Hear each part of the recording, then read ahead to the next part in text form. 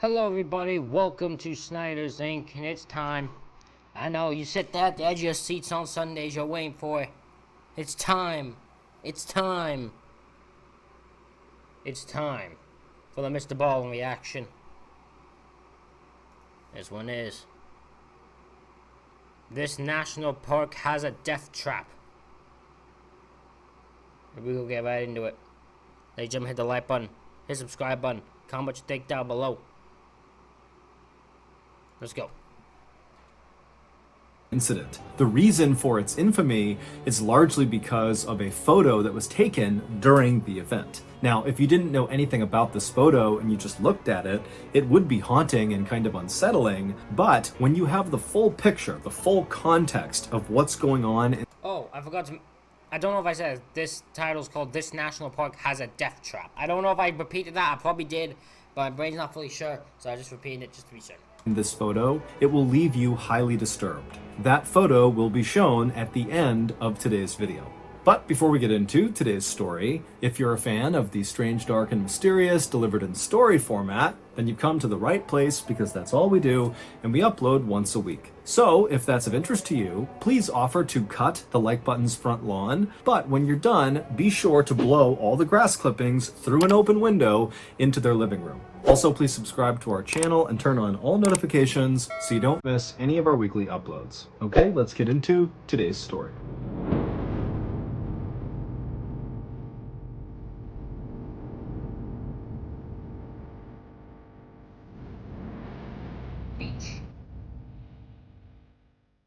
On January 30th, 1925, a 37-year-old man named Floyd Collins...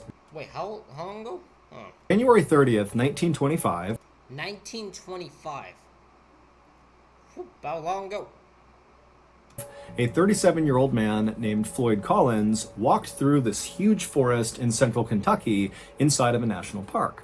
As he walked along, his boots splashed in the melting snow and mud on the ground, and above him, all he heard was the sound of water dripping down amongst the leaves. It was warmer than it had been in several days, and so that was why Floyd was out here. He was trying to take advantage of the nice weather. And so after walking for a while on this muddy, slushy trail, the trees around Floyd began to thin out, and then eventually he reached the edge of the tree line, and in front of him was this huge clearing. Now, in this clearing, the trail he was on continued straight ahead, but it came to a stop in front of this huge cavern-like opening in the side of a hill. And so without hesitation, Floyd...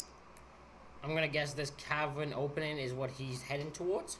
Stepped out of the trees into the sunlight, and he walked the rest of the trail right up to the opening of this cavern, and he stopped and just stared and smiled. This cavern-like space on the side of this hill was the entrance to a cave known as Sand Cave. And Floyd had spent the last week coming out to Sand Cave and exploring the different tunnels, but today his plan was to go as deep and as far inside of this cave as he possibly could. Caves were a... Well, that just sounds like a very bad idea. That sounds like the worst idea, is to go as deep as far as you can possibly go. That just sounds terrible. That sounds like something's meant to go wrong there. A huge tourist attraction in this region, and Floyd was a very experienced caver who had been caving since he was 6 years old, and he knew that most of Sand Cave had not been explored. And so if he could go in there and explore all the different parts of the cave and map it all out and make sure it was safe, it was sure to be a huge moneymaker. He could bring people here and lead them on guided tours. So Floyd left the muddy path he had been walking on and stepped foot inside of this grand entrance to Sand Cave. It's basically this 250-foot wide cathedral-like space inside of this hill with ceilings high enough you could stand, but it's totally dark in there. And despite being this big open space, it very quickly funnels to this one kind of tunnel that goes straight down and connects to all these offshoot underground passageways, many of which have never been explored before. And so, as Floyd walked across this big open entryway, he lit his oil lamp and then began mentally preparing himself for what he was... That actually looks kind of cool. That lamp looks really... I kind of actually like this. It says oil lamp at a different gate, but the actual look of this lamp, I actually like. Was about to do, which was going to be very claustrophobia inducing, even for a very experienced caver. Oh, I hate oh no, I wouldn't be able to be in here then. This claustrophobia thing is something I think I have. I've not been diagnosed with anything like that, but oh, I don't like being in small spaces, especially with a lot of people. I don't like it. And so Floyd reached the back of this huge entryway, and he reached this tunnel that would connect to the rest of the cave, and he began walking down it. And this tunnel was not very restricting. You could stand in it, you could move around in it, but it was very short. It was 15 feet straight down at an angle, where at the bottom of those 15 feet was a square hole in the ground. And Floyd, having been here the previous week, knew that once you go through this hole, the real caving begins. Now you're going to be down on your hands and knees, wriggling your way through these very tight and restricting areas where you don't really know where you're going. Because again, a lot of this stuff has never been explored before. But this is why Floyd loved caving. He loved the adventure and the risk of doing things like this. And so Floyd got to this hole, he put his oil lamp down on the ground, he casually lowered himself feet first into this hole, which dropped down several feet, and then once he was on firm ground, he reached up, grabbed his oil lamp, and pulled it into the hole with him. Once he was inside of this lower level space, he crouched down and looked around, and off to his right was a tunnel that he could crawl through that seemed to lead to a series of other tunnels. And so he puts his lamp in front of him, he gets down, and he begins crawling through this tunnel. And after a little while, he reaches this kind of fork in the road where he had several options of very narrow tunnels to choose from. Now, the previous week, Floyd had gone down several of these tunnels and mapped out where they went, but there was one tunnel in particular at this fork that was very narrow. It was likely the most narrow of all the tunnels, but from where he had seen the last week, it looked like it went pretty far without obstruction. And so he immediately began going head first into this tunnel where he had no idea where it was going to go. Think about that. If you go head first into a tunnel and you get stuck, what are you going to do? You can't really go anywhere. That's why I would never think to go into a tunnel, anything like that head first. I'd rather go, like, feet first. Because if worst case, I can try to pull myself up. If I can't get out, pull myself the other way. If you go head first, you can't really move backwards well. So, yeah, not a good idea. So this guy is like totally fearless, just going head first into what most people would consider a nightmare scenario. And so the way Floyd would approach these very tight tunnels is he would put his oil lamp out in front of him, and then he'd keep his hands over his head, and he'd kind of wriggle his way head first and push his lamp along the way. And so that's what he did. He began going into this really restrictive tunnel. It's hard to breathe because the walls are so tight on his chest cavity. But as he's going, eventually the ceiling begins to slope upward just enough that he can pull himself up onto his hands and knees and kind of catch his breath. By this point, Floyd was approximately 55 feet underground. That's where this little pocket was, where he could get up on his hands and knees and breathe. And so from this position, he still could see with his lamp that this tunnel continued to snake further and further down, and his hope was that eventually it would lead to a big underground chamber that was not just big enough to go to your hands and knees on, but was big enough you could stand and walk around in, because those were the big tourist attractions. Not only because it seems like another world underground that you can fully explore and walk around in, but also, as Floyd knew from his past experience of going into other caves, a lot of times those big underground chambers are full of Native American artifacts. And again, that was a huge potential moneymaker for people. This man's, I understand this man's thought process. He's a smart man. He's just going, the thing he's after, he's going out in the wrong way, because he's looking for money-making opportunities, and he sees the cave as a money-making opportunity. He thinks if he goes into this chamber, or if he finds a chamber, he can tour people into there, and make a lot of money, and then he hopefully find some Native American artifacts which will help make him money. So he's got the right idea, just don't think caves are the way to go about making his money. People like Floyd, because it allowed him to advertise that this cave where tourists could go explore. I want to know this. Could you guys do this? Like, for people watching this, could you go into a cave like this and just kind of explore a cave and go down these very narrow tunnels? Like, could you do that, or would you not be able to? Let me know in the comments. I'm actually curious. Was full of all this rich history. And so Floyd eventually, after catching his breath in this little spot, got back down onto his stomach with his hands out in front of him, with the lamp out ahead of his fingers, and he began going deeper and deeper into this unexplored section of Sand Cave. And as he inched along, even though the ceiling remained very tight on top of him, he's totally compressed to the ground, the walls on either side of him began to expand, which meant Floyd, if he wanted to, could actually turn himself around, although he couldn't stand up. And so Floyd is making his way down this very low ceiling area when he notices his oil lamp is beginning to flicker, which means it's going to go out soon. Now, Floyd wasn't concerned about suddenly being in the darkness inside of a cave. Now, to most people, that would be terrifying, but Floyd, again, was so experienced, he was very confident that he could easily make his way out again just by touch. He didn't need the light. But he did know that trying to move around inside of a cave in the darkness was dangerous, and so he should not do that if he could avoid it. And so as much as Floyd wanted to continue and hopefully find something incredible inside of this cave, he decided he really needed to just turn around and go back to the surface and come back the next day to continue exploring. And so, because this part of the tunnel he was in was really wide, he was able to turn himself around and drag his lamp until he was facing back uphill, and then he rolled onto his back. So his head is pointing back up where he came from, and his feet are pointing in the direction that he had previously been traveling, and he's on his back. And so his oil lamp is above his head. He can move his arms side to side because, again, it's pretty wide in the area he's in, but his head is pretty restricted by the ceiling. And he began inching with his heels and pushing with his arms, moving up the tunnel on his back. And as he would move, he'd use his head and his hands to push the oil lamp back up the direction he was going. And for a little while, this system worked great. But at some point, right as he was getting close to that area where he was able to previously get on his hands and knees and catch his breath, Floyd accidentally kind of rushed and pushed his lamp too hard and knocked it over, which extinguished the light. And so suddenly, Floyd was cast into total darkness. Oh no, what's gonna happen to him when he's in total darkness? Is he about to go down the wrong direction? Is he about to make a bad move here? Oh no, this isn't good. This isn't good.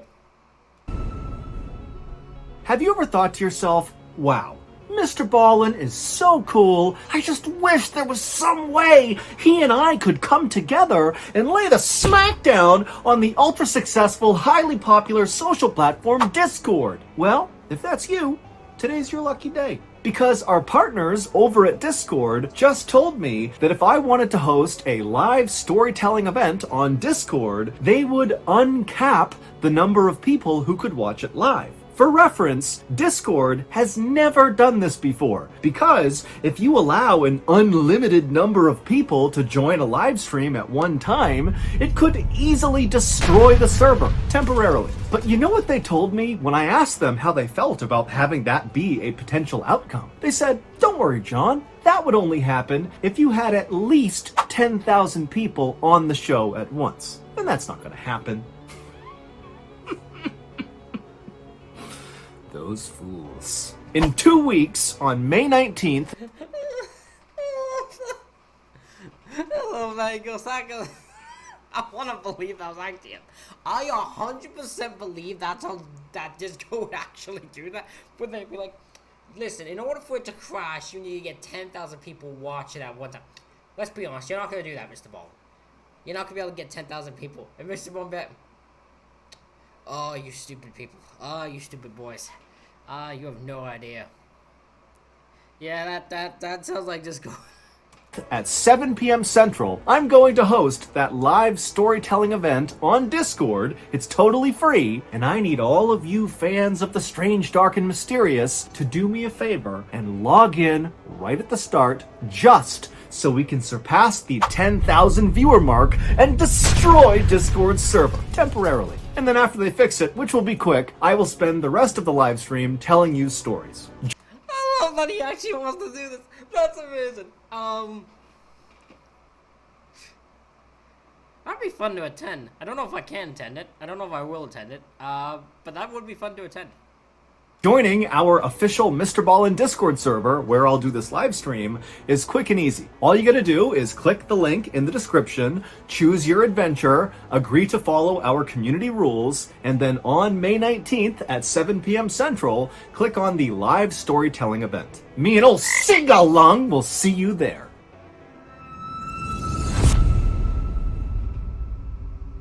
Now, again, Floyd was not concerned or really even scared about being in darkness inside of this cave, but this was not a good scenario and he knew it.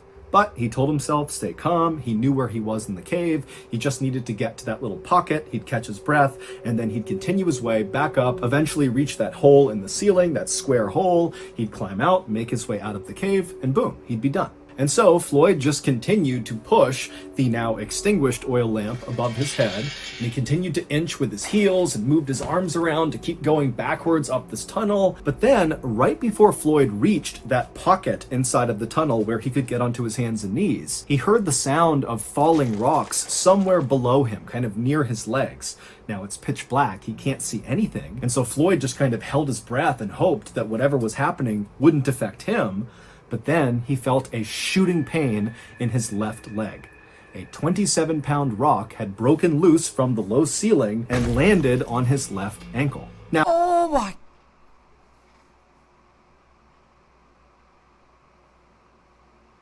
A 20 pound. In fairness, there's nothing that lamp could have done to help that. This man had a 20-pound rock. A 27-pound rock fall off and land right on his ankle, which means he literally is stuck. He can't move. He cannot move. Oh my god.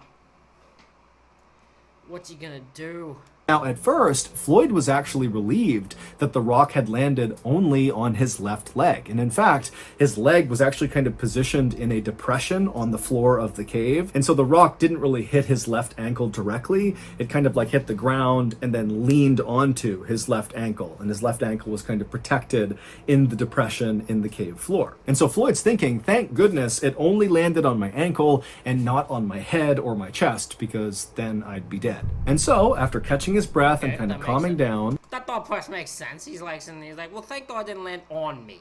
Thank God I'm not going to, like, I didn't just get crushed head first by a rock. So yeah, fair enough thought process.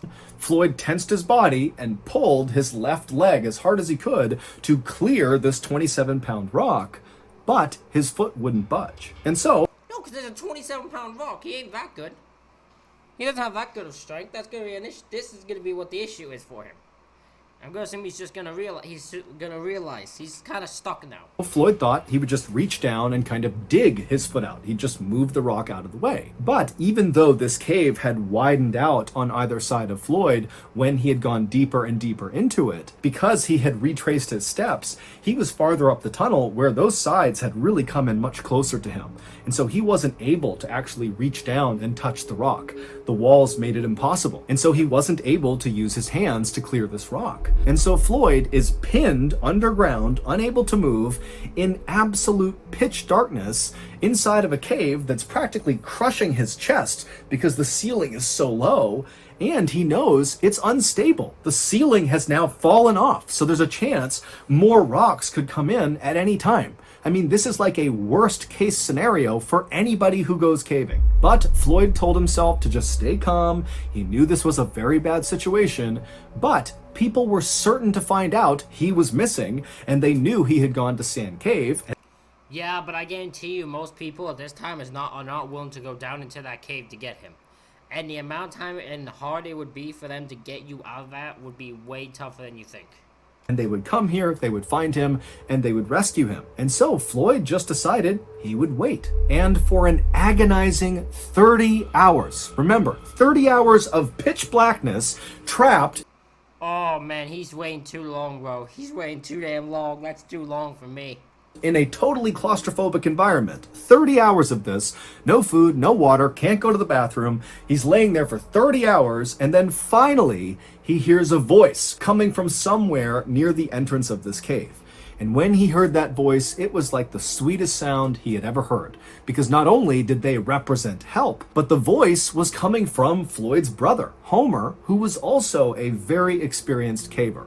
And so Floyd's thinking, thank goodness I'm saved. And so Homer was able to navigate from the entrance down all the way to the tunnel that Floyd was in. And Homer got to that spot in the tunnel where Floyd had gone to his hands and knees, that pocket there. So Homer's in that pocket, and he can see Floyd is only a few feet away from him. He can see Floyd's head right there. And so Homer, who had a lamp, he shines the light on Floyd, and the two brothers don't waste any time with small talk. Instead, Homer, who had his oil lamp, had set it up right next to them, and he began feeding Floyd sausage sandwiches and giving him sips of water. And then Homer would tell Floyd that he just did not have the equipment to help Floyd get out right now, but Homer was going to go back to the surface, get men, get supplies, and then come back and save Floyd. And so Floyd is very... Okay, so at least the guy, he got his brother who helped him and who fed him some food and made sure he was okay. And that he was had food and that in his system, but I don't think this is gonna end well for him here. very thankful. He's very relieved. He says goodbye. I think Floyd's gonna have some problems. I think Floyd's not gonna walk out of this alive. That's just my feeling.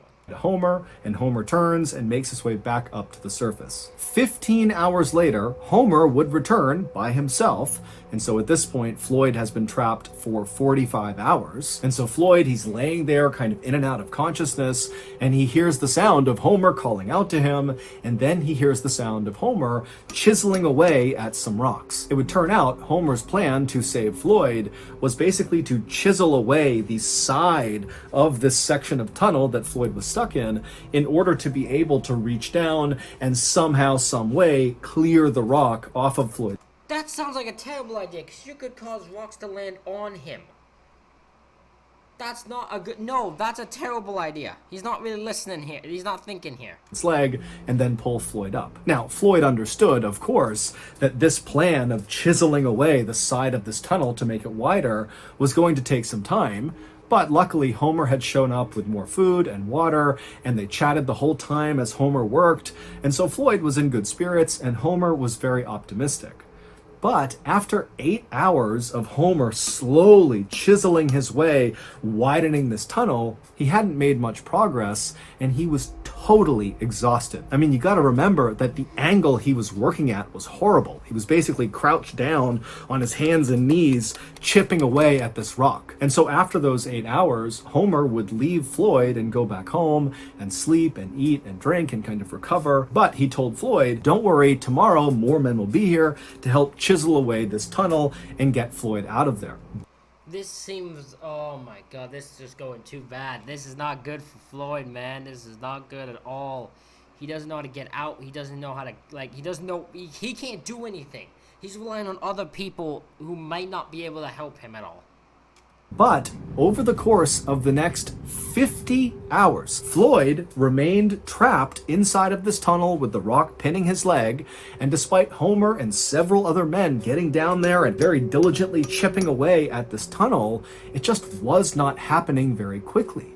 And so over the course of those 50 hours, Floyd began going in and out of consciousness, and he began not being able to differentiate between what was real and what was not. At one point, he would say that he believed the cave had kind of opened up and these angels riding golden chariots with flaming wheels had come in to save him. And as they were lifting him out of the cave, he smelled food and coffee. And then suddenly his hallucination cleared and he realized he was trapped in the darkness all alone, still in this cave. And it was like it destroyed his morale. And so Floyd is really starting to go downhill, and the rescuers are realizing they need to do something, and they need to do something now. But at the 130-hour mark, things got even worse for Floyd. As he was laying there in the tunnel, this was sometime in the middle of the night, and so no rescuers were actively down there trying to chisel their way down to him. He was laying there, and he was listening to the sound of the running water somewhere outside the cave, and that sound was kind of amplified down to him. And then all of a sudden, he heard the sound of falling rocks somewhere up above, and then when those rocks stopped and it went silent again, he could not hear the sound of the running water. It was very muffled. And that was when he realized that there must have been a cave-in somewhere higher up in the cave, which meant potentially there could be a significant block just to get down to him. Forget about widening this tunnel. I mean, he could be actually entombed inside of Sand Cave. And so Floyd did the only thing he could do, which was to pray. It would turn out that cave-in had indeed blocked the way for rescuers to get down to Floyd. And because of how extensive this cave-in was, the rescuers actually decided to start carving a brand new tunnel that would join up with the side of Floyd's tunnel. I mean, this is an even bigger undertaking than just chiseling the side of the tunnel that Floyd was in, which was their original plan and had taken several days. And so now they have to build this brand new tunnel to Floyd. And so finally, on February 16th, I'm gonna guess by the time they got to him, he was already gone. Like, there's no way he's still alive. There's no way.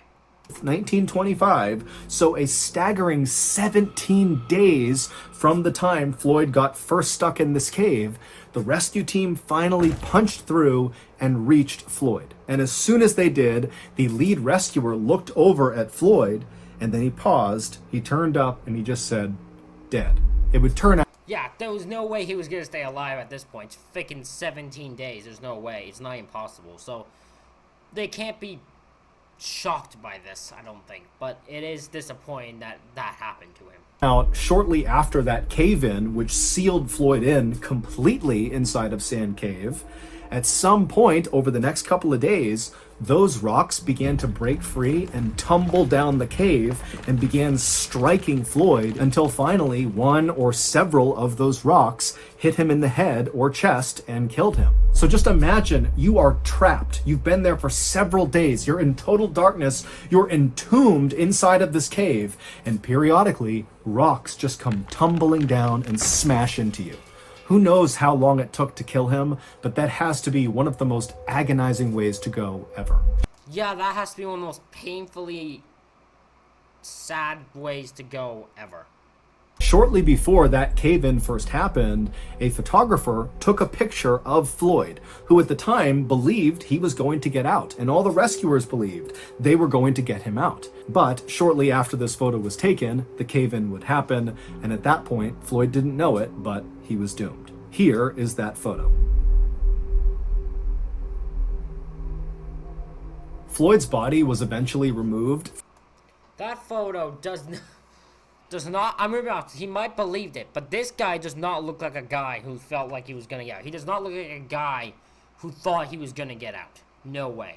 From Sand Cave. However, instead of being buried, because of the interest around this cave rescue that ultimately failed, there was a decision made to actually put Floyd's body on display inside of another cave. Basically, Floyd's body became a tourist attraction. And it would remain a tourist attraction for decades until finally he was removed from that cave and given a proper burial.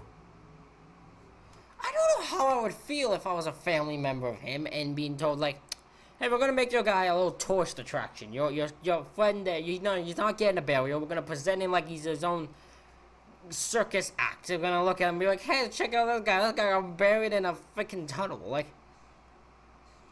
very bizarre. I don't think I'd approve of that. So that's going to do it. If you enjoyed today's story,